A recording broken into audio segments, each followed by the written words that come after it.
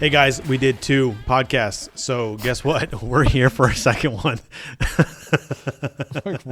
What is happening right now? So this time, in true 1211 fashion, we are going to talk about how sometimes clients can actually end up spending more money while trying to save money, and how the idea of I'm going to save money by shortcutting things actually makes things more complicated and in turn more expensive. Yeah. And as a creator, how you can position or how you can talk to your client to help them through the process of like, this is actually going to be more expensive, or how I can save my time doing something. If you have like a base charge that you do for something, how can you save your time?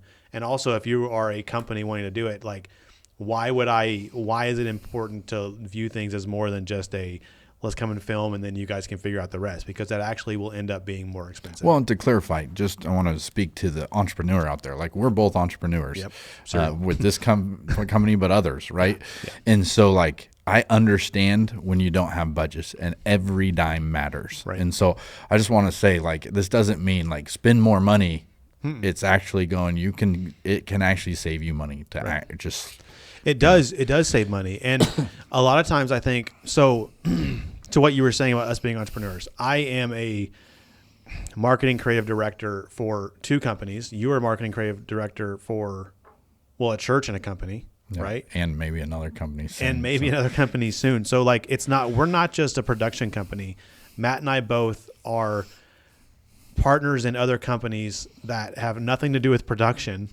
And it's our job to do the creative and to figuring out budgets for, you have this much money, how can I get the most out of it? Yeah. So we have learned, I definitely didn't know this going into my first creative director or marketing director role, but I've learned the other side of production, right? Like, oh, there's not an unlimited budget, right? And the most important thing that I do with my teams is we have to figure out, we have this much time or this much money to allocate. How can we get the best bang both in how good the video is and how much money we're spending on this video to make it where it's going to have the most impact on sales? Because that's what really matters. Yeah. Well, one of our clients literally, in the first 30 days of working with them, he came back to me and he's like, how much I kind of drug my feet and didn't want to do this. And we had a conversation and you said, hey, this is going to be a long haul. You can't do this 30-day thing and think that you're going to see. Well, 30 days later, he comes back and says, dude, we saw a 35% increase in sales in 30 days. Yep. And this is exciting. And he goes, I want to do more, and I think that's the exciting thing when you get to hear that. That's not always the case. No. But, it really is going like, there is strategy behind this. Absolutely. It's not just like, hey, let's just create content. That's just not, So. I don't think I'll ever be a fan. Now, there is one of the companies that I am part of where I do it. There is something to be said about quantity over quantity. There are things that we do that it's quantity over quality. Like we are just pushing out content, right? Yeah. But there's also a lot of times where throw up in my mouth. I know, and trust me, I want quality with quantity. But there's just sometimes where it's just not as feasible, right? Yeah. But usually you're going to get more out of it if there is quality as a precursor to the quantity. Yeah. Right. So to get into it, the biggest thing that I've seen, I guess, do you want to talk about it from a production company role, or do you want to talk about it from what we've learned in our? I think we could do both, but okay. I would just, and what we mean by like it could cost you more in the long run is like, again, I think that word strategy, a lot of times what I've seen in a lot of the companies we work with is sometimes you have the wrong person in place who just has a lot of opinions and not so much maybe your best interest at hand. And or almost like a pride you're right. But sometimes it's a pride of like, oh, I don't want to relinquish the fact that I don't know the strategy. Yeah, right. And I see that cost companies a lot more. Yes. than because somebody's almost too like, I don't want to say that I need help. Right. That's what I'm trying to say is they are overwhelmed or they just don't. Maybe they're really good at A/B, but they need help in, this area or whatever. I talk a lot that branding and marketing are not the same, right? They're sisters. They're not. I always say they're sisters, not twins, which is, I know twins could be sisters, but they're similar. They're not the same at all. And you have to look at them both differently. You can be excellent at marketing and not understand brand, right? And you can be excellent at building brand, but you don't really understand strategy behind marketing and messaging and like how to build voicing, whatever. And a lot of that is exactly what we're talking about. If you just go in there and say, I just want to create content, but you don't know why, you don't know what your branding needs to look like. And brand is a lot more than just look. One thing I think I heard that was best is your brand is how the market sees you. It's not your logo. It's not your font type. It's how does the market see you? That's your brand. What is your brand known for? 100%. Right. And so if you don't have a plan about how you want to be perceived, whether it's as a whole or on a project basis, how am I wanting this project to be perceived? You're wasting money in the fact that you pretty much just threw out the cost of the whole production. Yeah. Right. Because you could be completely building a video that you think is cool that's falling on deaf ears.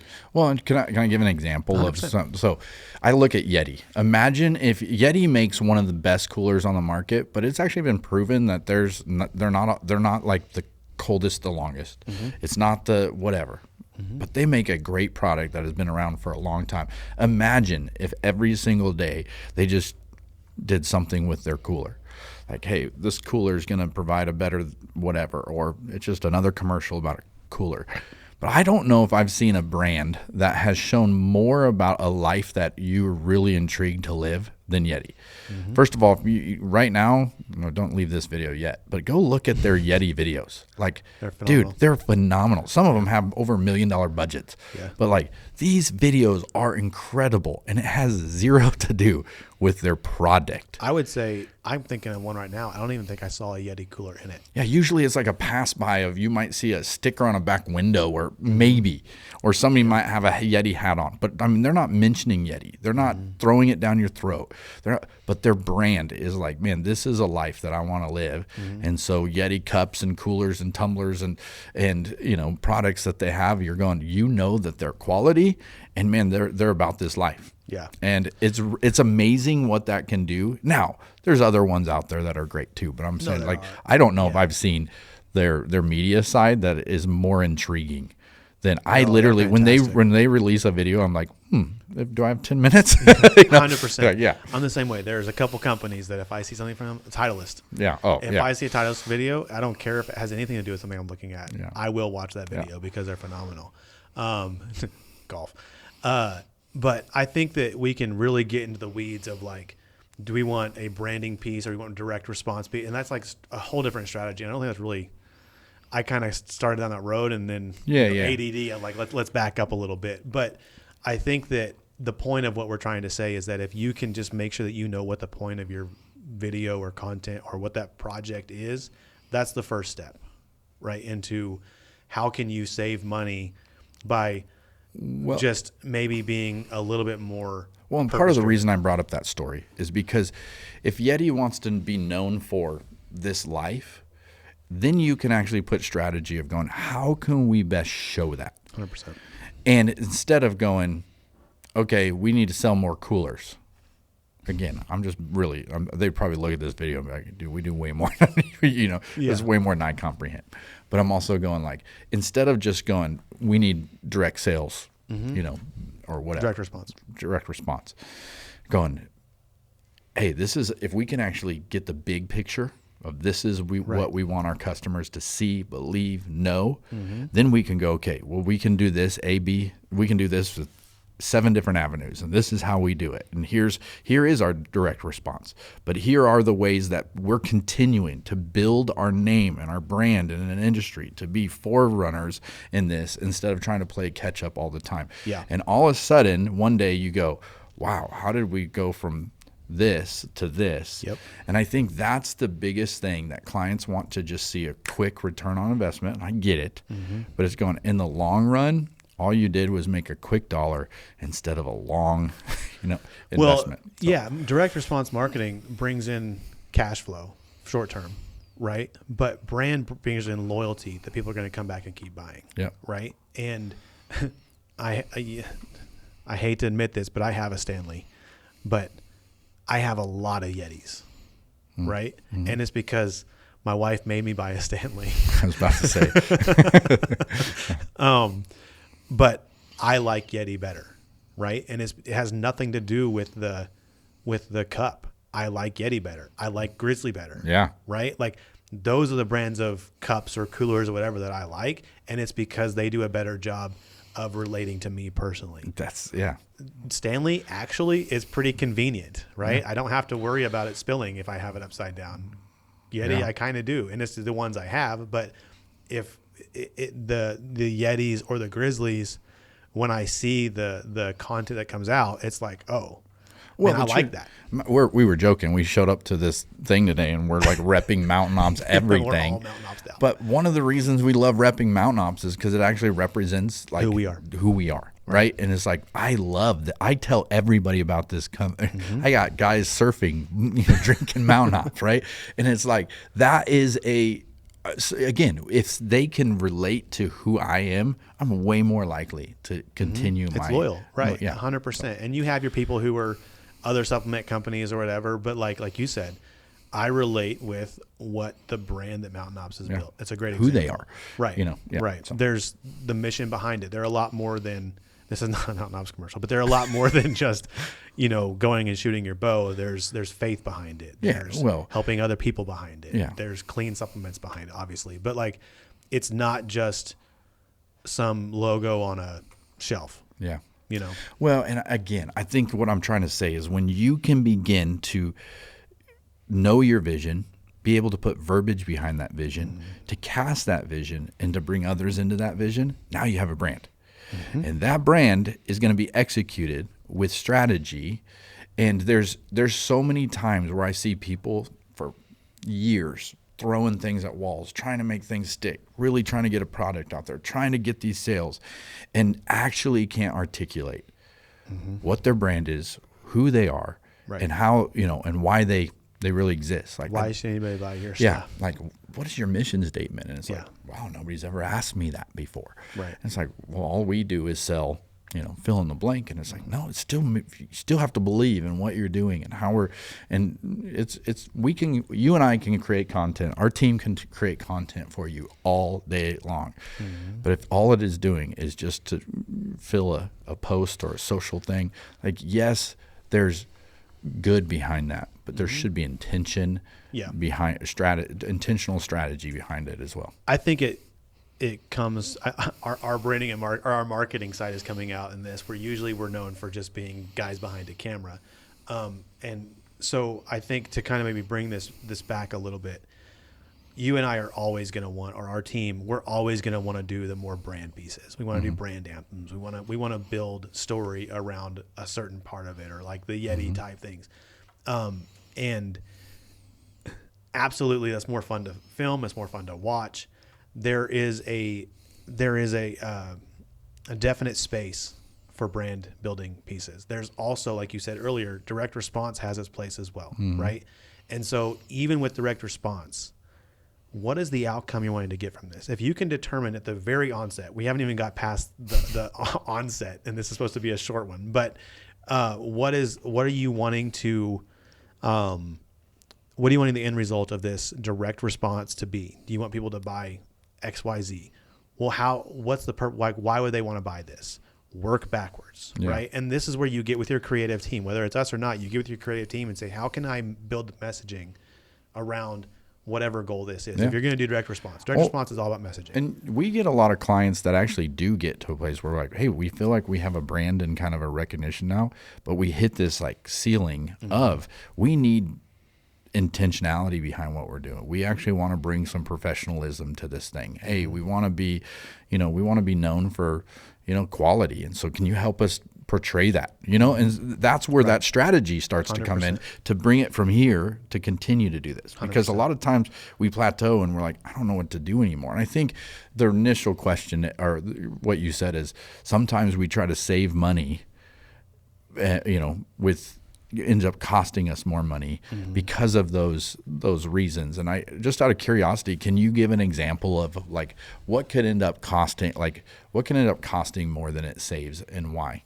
I think what comes to mind initially is that there are, depending on, I'm gonna kind of get into the weeds of how we work as a business. But depending on the package or the project that we have, there are some jobs that if it's unknown and we don't know what we're getting into, we are not going to just be like, yeah, this much base cost. It's like on the back end, we don't know what this is going to be, so we're going to be tracking our always hours we end up eating more than we do. Yeah, right. yeah. But I think if there's a lot of back and forth between, well, I thought I wanted that, but actually I think I might want to do this. Well, that's extra time that if we would have known if we would have known the vision from the very beginning, we could have, from filming to sound design to choosing scores to lighting to color grading to everything, we could have had that built from the beginning, and you'd have saved, 75% of the time in post. Most of a job is post, realistically, right? And so you could have saved more money in post than you would have ever spent in that 2-hour call. Yeah. Trying to figure and out I think what that's I want. one of the number one things I see is, or we have this, so let's not even think about pre-production and what should go into this video. Let's just make the video and then afterwards figure out what we did wrong and have to go back in and reshoot or redo something. When all of that, you probably could have saved 60% of that cost by putting it in the front end and actually going, okay, this is. And what does that give you as an entrepreneur? In one of your companies, if you had a project that was going to be, you had a $5,000 budget for XYZ project, would you rather spend $5,000 on the video itself, or spend $3,000 on the video and you have $2,000 for ad spend? Like, what would you rather? That's going to have a lot more effect than just spending $5,000. Or if the video is $5,000, regardless either way, would you rather it build and actually have the message that you want it to have? Yeah, everybody's done this where you make the coolest thing ever and then it falls flat because nobody saw it, and you're like, this is every. Even individuals are like, oh man, that was so cool, but it only got 7 likes or whatever. We've been there. Yeah, like it's just right. That's part of it. But it's like if you actually do that, you can put some promotion behind it. You can put distribution behind it or whatever to actually get the impact that you wanted to have. Absolutely. And I'm going, man, those things can actually. Imagine how the ROI on that is way more in the long run, and then all of a sudden lead to more. And and there's a snowball effect. Dude, I remember when you and I were like, oh, could you imagine one day when we have an employee, and now we have 4 of us and we need more, and we're ready to we're going, okay, what does this look like? How do we get going? Where is this? And part of that is like. Sometimes we're the greatest bottleneck because of sometimes. I am the greatest bottleneck because of the lack of. Sometimes it's just anxiety, fear, the next step, the growth. Like that all takes faith, and so it does. And I think sometimes it's hard. But so that was mine. Do you have an example of what you would say would create a lower ROI on a project based on like trying to save money and it end up costing you more, or ends up being less effective and it doesn't have the results that it might want? I look back at our customers and that there's been a lot of success and a lot of headaches and a lot of frustration. And I think what I love is we learn something from each one of these, right? Yeah. But I'd also say, like, I think a specific example, maybe not, but a conceptual example is going, like, I think what ends up costing us more in the long run is not actually putting the proper people around us, because we just want to have control. We want to have say. We want to have the final, instead of actually going, this person's been there. This person's been through it. This person's, really is a person who can execute really well. I'm going to find these 3 people and actually partner with them so that I feel like that's what I see a ton. And it's like, Ego getting in the way? Yeah, ego. I think it's pride, but part of that too is like, I don't want to show that I have weaknesses because I'm supposed to be the brand expert for fill in the blank, instead of actually going, hey guys, I know I'm really good at this. And so I just think that, like, we have to, I learn that more and more the older I get. Yeah. I wanted to at 25 be the best at everything, and I would never admit it if I wasn't. Now that I'm older, I'm going, man, there's actually really talented people that make me look really good. I would rather work with them and maybe take a little bit less, but go a lot further. And I guess that's what I'm trying to say as a concept is like maybe you have to take a little bit less because the people that you partnered with really excelled, whatever that might be. But in the long run, man, that's going to be an ROI that you'll never be able to when we were first express. Talking, you and I, we met on Craigslist. He's my Craigslist friend.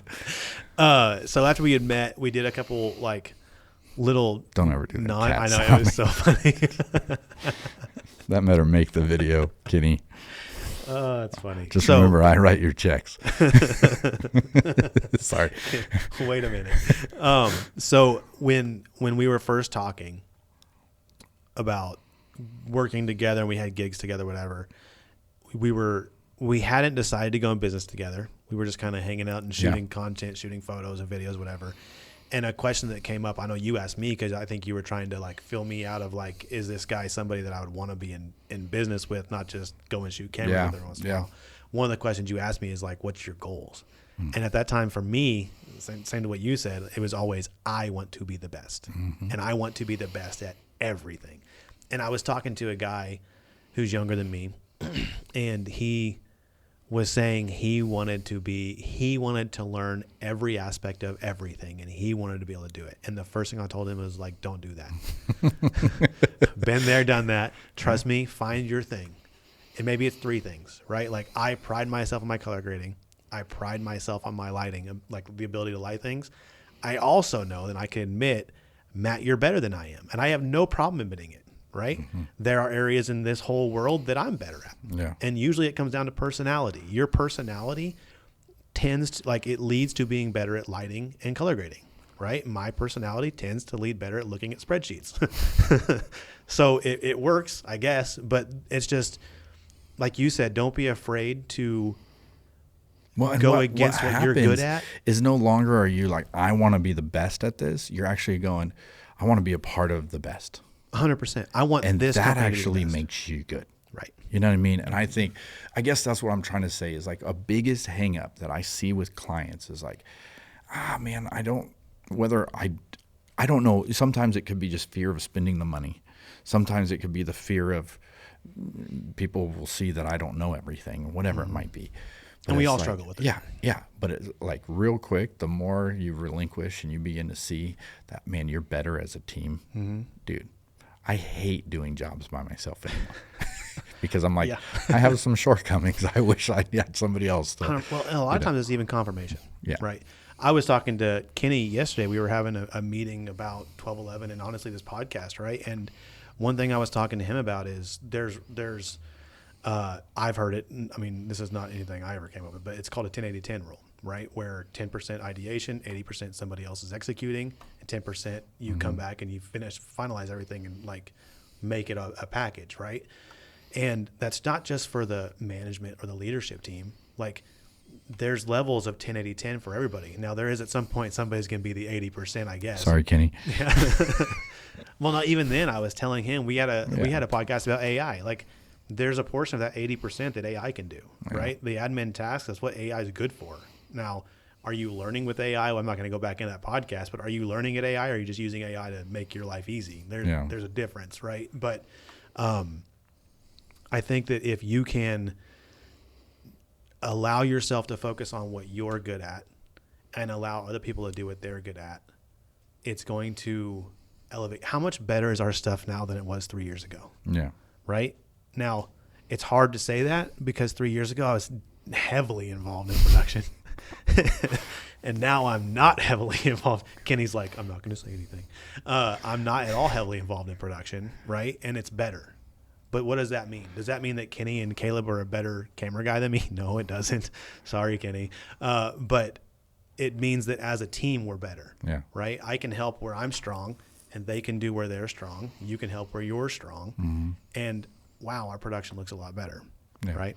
Well, and, my encouragement to any entrepreneur is, man, I think asking questions and continually learning. And I say this, we still throw things at the wall and find out what sticks. There's part of that, but there's also strategy, there's risk, there's things that can really begin to actually save you money.